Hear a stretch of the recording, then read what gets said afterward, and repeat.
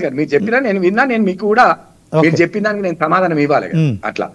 Machine Bhagiratha మీద మీరు పట్టణాలలో రోడ్లు తవ్విండ్రు, మిషన్ భగీరథ పేరు మీద ఓ ఈ కుంటలు చెర్లు అన్నారు, ఇవ్వన్నారు, అవి మిషన్ కాకతీయ అన్నారు, ఇవ్వన్నారు, మిషన్ భగీరథ తీసుకొచ్చి నల్లాలు అన్నారు, నీళ్ళు అన్నారు.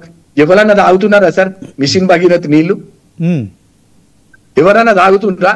రోడ్లు పట్టణాలలో రోడ్లు తవ్వుతే పట్టణంలో రోడ్లు తవ్వుతే పాప మున్సిపల్ వాళ్ళ ఆర్ఎన్బి అడుగుమంటారు, ఆర్ఎన్బి వాళ్ళు వీళ్ళు మిషన్ భగీరథ వాళ్ళు పట్టించుకోరు.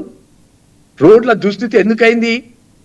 మిషన్ భగీరథ వలన ప్రతి గ్రామంలో ప్రతి పట్టణంలో 2 ఏళ్లలో మీరు ఏం చేసిరు అంటున్నారండి?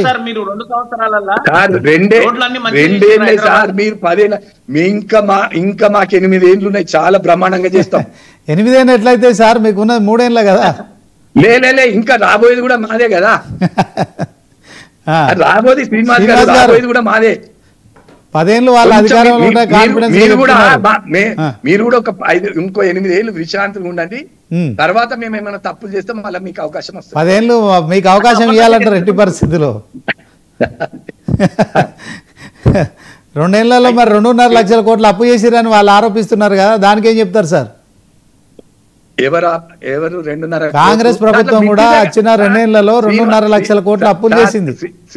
శ్రీనివాస్ గారు, దాంట్లో అప్పు చేసుడు కాదు, 65,000 కోట్లు వడ్డీ కడుతున్నాం. వాళ్ళు చేసిన అప్పుకు వడ్డీ కడుతున్నాం అండి. అప్పులకు వడ్డీ కడుతున్నారని చెప్తున్నారు. అప్పుకు వడ్డీ కట్టిండ్రు, కరెక్టే. అప్పుకు వడ్డీ కట్టిండ్రు, మనం కాదనలేని సత్యమే, కట్టిండ్రు. మీరు ఏదో 65 కోట్లు అంటుండ్రు.